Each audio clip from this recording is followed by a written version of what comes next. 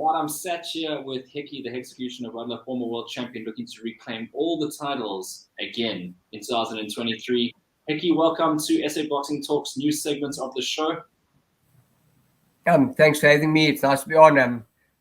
Great to see that you're expanding something new. It's brilliant. You do what you do and you do it well. So I'm happy for you, and it's good for boxing. Thank you so much for that. I appreciate it. Of course, you're going to be keeping really busy this year. You've got great news. Obviously, we conducted the interview earlier in the year to say that you've taken a step-aside fee.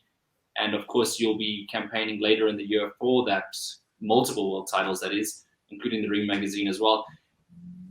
But in the meantime, you've got to prepare and train. And after talking with your trainer, Colin Nathan, he's hinted to the fact that you'll be taking a keep busy fight. Are you preparing for that right now? Yes, yeah. I got a bit of an injury on my finger. I cut my finger a bit, but that's fine. I'm still sparring. I'm still training with that. My wife actually wanted to knock me out. I think I would have had a fight before that when I've lost as well. But yeah, no, I'll be ready when Colin tells me to be. I'm training, doing some sparring, still doing my road work, still getting to Scott at the yard, still doing my strength conditioning there. He's keeping me fit, keeping me focused, he's keeping me sharp. So yeah, I'll be ready when the time comes, but I'm looking forward to July, August when the big one comes. That's what I'm looking forward to. You look great when you fought in Mexico as well, going always to other people's countries and having to fight them on their home turf. Doesn't get more difficult than that, but of course you've also been on the receiving end of bad decisions as well, particularly the time when you fought Milan Milindo, which happened recently, but things always happen for a reason. The very next fight you went on to win all the belts, so that was a great moment in your career. However, it's an awkward stage now because the keep busy fight, depending on who you fight and where you fight, can always be, a big upset if you don't win that fight. For example, just taking the risk. Yeah, it's massive. One shot can end the fight. That's boxing. That's just how it is. So it's a big risk to take. I'd like to do it, keep busy, stay active. But if it doesn't happen, it doesn't happen. I've had fights where last year I fought one fight. The year before that, I fought one fight. I'm used to it. I think my body's used to it. I think the COVID financially they hit me hard, but I think for my body, it gave me a good break. 2 years that I didn't train. I trained, but I didn't fight. Okay, made recover. I think it was a good recovery period for me. So I think that went well. So I think I'm in a great state now. My body's feeling good, and I think if I have to keep busy fight, great. If not, then it doesn't happen and I'll fight for the world titles. Either way, I'll be ready. You've seen the sparring we do at the gym. You've come to the gym a few times. There's hard sparring. We spar. I've got great guys to spar against. So I believe the work I'll be doing in the gym will prepare me for the fight either way. Yeah, it seems as though, from at least what I've heard, the timelines of the fights, both for you and Sivanasi Nonshinga, are linking up closely. So you most likely will be camping together along with the likes of DJ Creel. I'm sure Simpiwe Konko is also in the mix for this year somewhere for a comeback fight. So you've got plenty of sparring and options. So your preparation should be almost flawless for these upcoming fights this year. Yeah, definitely. And the names you mentioned, those are all both ex-world champions and current, the only legitimate world champion in the country. So it's good sparring. And the guys work you. They're there to help. And guys like DJ, who's a bit bigger now, he's bigger than me. He's campaigning as a fly right now. He's always there to help. He actually went to Mexico with me, pushed me, got up with me in the morning to go for my run. And it's good to have those type of guys in the ring with you and in the gym with us. And we all push each other. We all try and help each other. And it's brilliant. We've got a brilliant team there. Yeah, the only guy that hasn't fought in Mexico out of the four of you, is Simpiwe. So maybe he'll be the fourth guy to get a chance to go to Mexico and sort of, as you all do, get a good result there. Yeah, God willing, I meant for him that it does happen. It backfired for him a bit his last fight, but I believe he's still hot. He's still got it. I've sparred him since then, and he's still looking good, still feeling fresh, still looking fresh. That's boxing. Things like that happens, as we all know.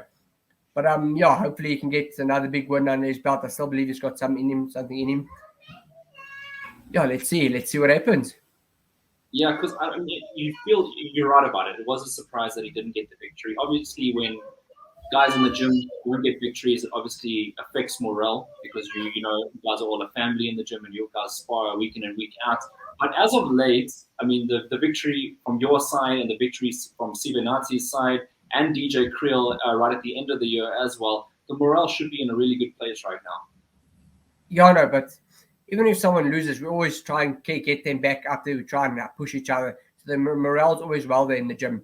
We've got a good bunch of guys, a good team around us that we all push each other. We all want to do better. We all want to help each other get better. That's a good thing about the gym. There's no flashy guys, or how can I say, big-headed guys there. We're all there to help each other. We know what we have to do to put in to help each other. That's what we all do in the gym. We've got a great bunch of guys there. Colin's got a great team around him, and it's working for all of us. We're all benefiting from it. I've got to ask, I know it takes a lot of effort and a lot of time, but is there a stage where, and I think I've asked you this before, and you said, no, you chilled out now with your natural hair, but is there any stage that the old executioner comes out, where the showman, the guy that used to be all expressive? I don't know, maybe just in the ring. When I get to that stage, you see me fight when I take a few shots, I want to trade back. That's how I used to be. I've gotten rid of a lot of that, but I don't know. You never know. You can never say never in life, never say never in boxing. But we'll see. We'll see what the boss lets me do to my FC chain, makes me change it. But I don't know. I'm enjoying the way I'm fighting now. I'm concentrating more on my boxing, more on things like that. Not worried about how I look, how I look like, what color it is. I don't even pick my gowns or my clothes anymore. That's other people does. I don't want to focus on it. I just want to try and get in the ring and win. That's what I want to do. I want to be. Yeah.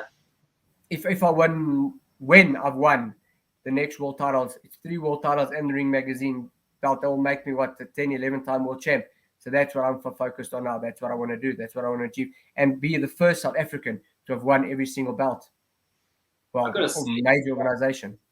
Yeah, instead of getting all the different hair colors, you're getting all the different belt colors. I mean, that's basically what it's about now. And you're sort of doing a lot of what every boxer would have loved to have achieved in their career. You've almost done it all already. So, to be at the stage of your career now to perhaps have 1 or 2 goals left, it's still motivating to the point that you have something in the wings. I mean, August or later in the year, whenever this happens, you've got something really exciting to look forward to and train hard for.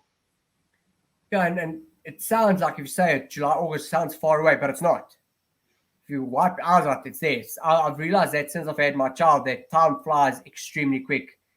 So yeah, it's going to come around very soon, and opportunity like this doesn't come around often. So I need to grab it. I need to show the world that I've still got it, that I've still got something left.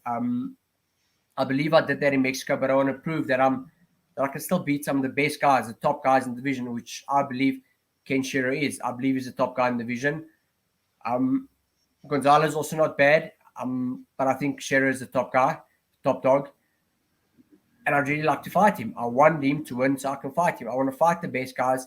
You know that the best comes out of me when I fight the best. I like to get pushed. I like to get that extra bit of motivation, and that gives it to me when you fight the best guys. And I still believe in myself, still believe I can do it. Colin still believes it. My family still believe it. So I still believe I can still make it. I can still win those world titles. I suppose the nice part coming out of this whole exercise is that you did get a step aside fee. It wasn't as if you're just waiting around for nothing. Obviously, like during the pandemic, everyone was, waiting for when's the next fight going to come? When's this happening? So the world was everywhere. Now that you've come out, it's almost like you're having 2 world title fights because you're getting paid twice. Yeah, and it's more money than I've ever been paid fighting when I've fought in South Africa. It's more money than I've ever been paid for all my fights I've had in South Africa. So why not do it? And then, God willing, have the warm-up fight as well, so get paid again, and then fight for the world titles. It was a no-brainer. When Colin told me, he said, Hekkie, the money that we're getting, we have to step aside. And I said, no, but I want to fight. And he told me the figures, and I'm like, yeah, of course, sweet. Let's do this. Not to fight for that money, of course. Mm-hmm. If you don't do it, there's something wrong with you. Mentally, there must be something wrong with you if you take the fight rather. And the thing is, like I said, I'll fight the winner for 3 world titles and the Ring Magazine belt. Why not let him do it? Why not take the step aside fee and then take the winner, fight the winner? Everything just made sense. Financially, everything. It just made more sense. Yeah, no, this is the right decision being taken up. And that's why it's also important from your side as well, also to have a good manager like Colin who would advise you to do such. But also, I mean, it's almost like it is a no-brainer in that situation because you're literally in the position to change your life, change the life of, you know, everyone that loves you and supports you. So it's also a nice thing for you to have the experience of what it's like to, you know, watch some of the bigger fights because you're usually involved in all of them. But I'm sure you're going to be keeping a close eye on this particular world title fight. Yeah, most definitely. It's also in April. But yeah, I'll be watching it live, streaming it or whatever, how I can get it. I'm going to try and get it. If they don't show it, I'll watch it on YouTube because that's always they put the fights on YouTube today or wherever they want to put it. And I've got friends like Hayden Jones who normally can organize these things, you know, so you never know what he can do for me. But I'm sure we'll be watching. You'll send me the link. You always do. That's how you've always, when I've fought overseas and it hasn't shown, you've always sent my family the links as well. My wife knows, ask Hayden. So all official links, by the way. All official. Yeah, definitely. No, the real stuff. We have to pay for it. But yeah, that's how it works. I'll be watching. I know you'll be watching. Colin will be watching. I'll probably get my dad to watch, and I'll ask advice from everyone because that's how you get better. You ask everyone what they see, how they improve, and we have meetings with each other. You know, you and Colin still talk. Colin still asks you things, and that's why I respect Colin because he takes advice from everybody, and that's what we'll do. We'll do our research, see what we have to do, and fight the winner, which I believe will be Kenshiro. But you never know. Gonzalez is a hard guy to fight. He's a tricky operator. He's improved a hell of a lot since his last loss. So we'll see what happens. We'll see what happens indeed. And I also wanted to branch off of that topic now because you mentioned that you obviously have to go to Japan either way. No matter what's the outcome of the fight, you'll be going to Japan most likely. The fact that boxing, especially in your weight division, is much bigger in Japan than it is in South Africa. And I know there's like national pride. You usually do express yourself as being like a very proud South African. But when it comes to support, we're not there yet with regards to supporting our boxers. Like you won't have many South African supporters flying over just to watch you box. And that happens for all South African boxers, no special case. In a way, does that kind of like put a little bit of spirits at the moment, particularly when you're getting ready to go into battle in Japan, knowing that 99.9% of the fans will be Japanese? I think you get used to it. I don't know. I like to prove people wrong. When you fight someone in their backyard, they're going to be against you. That's what happened in Mexico. They were against me. By the end of the fight, they were shouting, supporting me. And it's weird to walk around in South Africa like in a mall, and maybe one person in the mall will know you. Where when I go to Japan, when I fought in Japan, I fought in the Philippines, I fought in China, and I fought in Mexico, people next to the road on the street, while you walk in the street, start talking to you, start taking photos of you, start asking for autograph. It is a bit heartbreaking that it's not that big in South Africa, but everything happens for a reason. I think maybe I would have not coped as well as I am because I can leave my house whenever I want without anybody mobbing me. It's lacquer for me. I'll enjoy that. And as you know me, I'm a family person. I stay in my own homebody, so it works perfectly for me. But you get used to it. It is what it is. I love what I do. I still love my country. Still going to make my country proud. The people that watch me proud. That's just how it is. But yeah, it is. But I think it's getting better. I think more people are getting known. With a lot of the other fighters, I'm not going to say names, that are more expressive on their social media than me. You've even helped me with that, told me I need to do more on that. My wife still gets me grief because I don't do it too much. But I think it's more people are getting known because they know how to use it. I grew up I was turned pro in the stage when it just started booming. So I never got used to it. I never learned how to use it the right way. But I think it's getting better. I believe it's getting better. It seems to be getting better, and God willing, it will keep on getting better, and more fighters will be known and make more money out of the sport. Yeah, it's very important. You're right about South African boxing definitely is on the uphill, I suppose, in terms of the amount of broadcasts, the television time that's been allocated, particularly in the last couple of years.